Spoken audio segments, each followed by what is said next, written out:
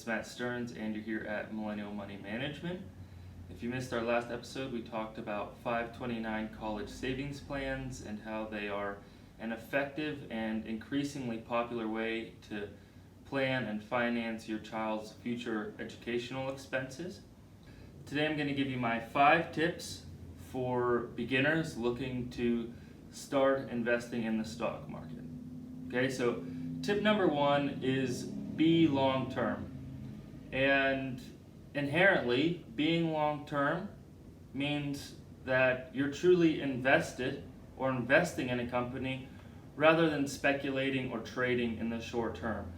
We know statistics tell us that traders and speculators are at a disadvantage and statistically underperform, where investors that stay invested for a long period of time and ride out the ups and downs of the stock market make money over time. Being a trader is attractive and there's potential to make high profits very quickly, and I understand the lure of that as I've done it before.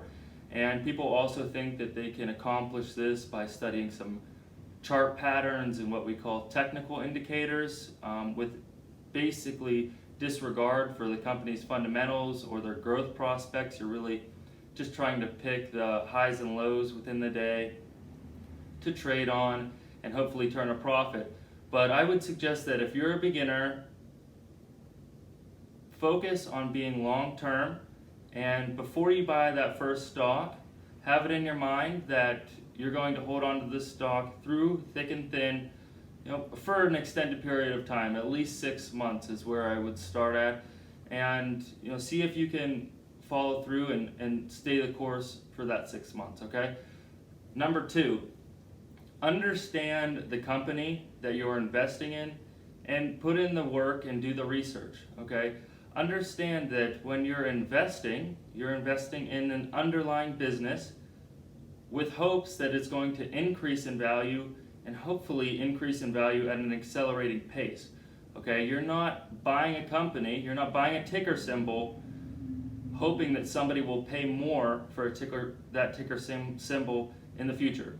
That is the definition of speculation. That is a lot like what happened with Bitcoin. And I'm not saying Bitcoin will not turn out to be a good investment in the long term, but people were buying it with hopes that they could sell it for more in the future, with really disregard for its value, its current value, and its future value prospects. When you're investing in a company, you're investing in its underlying business. Understand its balance sheet, make sure it has good cash flows, more assets and liabilities, not a huge debt load, and that your company is fundamentally sound. Okay, this is the fundamentals of becoming a solid investor, is not only understanding the business and the industry they're in and their growth prospects, but understand the company itself. Listen to a couple earnings reports, read through maybe a couple of their financial statements, do the work. It'll help you stay invested more for the long run because you'll feel more secure because you understand more information when you got in, and you'll be able to stick to your guns and ride out some of the rougher waters ahead of you. Okay? Number 3 is just start with 1 or 2 stocks, and this kind of piggybacks on what I just mentioned, which is make sure that you understand the companies that you're investing in. And when I say this, I'm a professional investor. I do this for a living and I've done it for several years. Typically, I add 1 or 2 companies to my radar of companies that I really am very confident in, and that could be a couple a year. Okay, so I'm not finding new stocks every day. I'm following them for an extended period of time, months, sometimes years, until I get really comfortable with how their stock reacts to certain news, what their growth prospects look like, how they compare with their competition. I'm talking extremely thorough research. So if you're just a once a week investor, or you just kind of do it on the side, which I'm assuming most of the people watching this video will be, just start with 1 or 2 stocks. Become experts in those 2 stocks.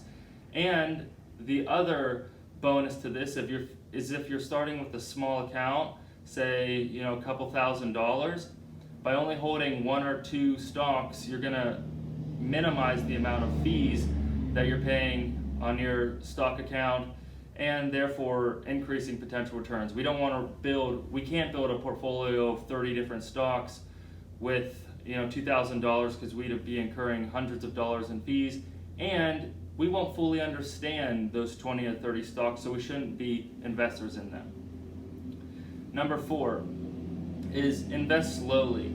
Okay, if you invest for 6 months and you put in $2,000 to test the waters and your company did well, don't go and dump the entire rest of your savings account in all at once. Okay, invest over time, gradually, as things go up. We also call this dollar cost averaging. So if you invest certain amounts of money, specific amounts, consistent amounts over time, it averages out when you're buying high or when you're buying low. So then you always get the average price, and this is a way to help your returns in the long run. So invest slowly. That's what institutional investors do. They don't go in and buy $1 million of one stock. They might spread it out over a week and buy in different installments, okay, because you're never going to know exactly if you're hitting the peak or the trough of where you're at. So invest slowly, and I also recommend sell slowly, okay? That is the way they do it on Wall Street, and that's also the way that you should be doing it at home.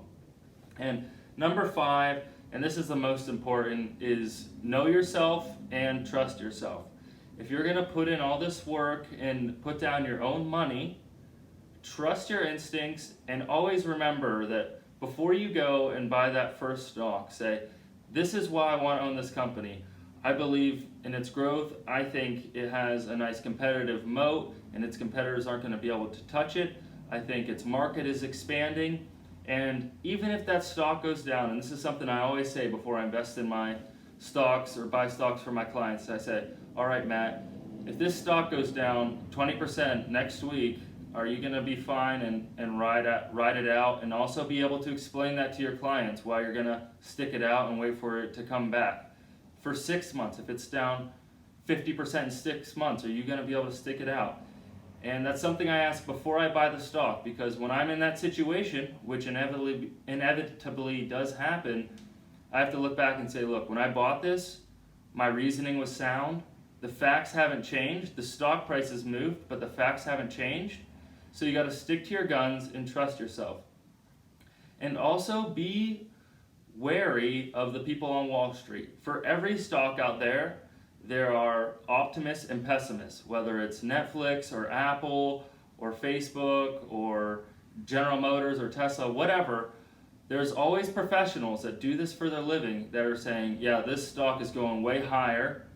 And there's also professionals on Wall Street that have done this to make an incredible living, saying, no, this stock's gonna tank, okay? So trust yourself above everything and stick to your guns. And above all, realize that investing, more than a business decision or a business journey, is really an emotional journey. So the amount of returns that you get is gonna be directly correlated to how well you can control your emotions and keep your logic in check when things are getting really choppy or getting really, or perhaps getting greedy and hanging on too long to stock when you should be selling and taking some profits. So be disciplined and control your emotions, and if you can do those 5 things, you'll be on the right path to setting up a nice portfolio, hanging on through thick and thin. Remember, time is your friend in this industry, and you have a good chance of making yourself plenty of money. So that's all I have for you today. Thanks for tuning in, and of course, we'll see you next time. Thanks a lot.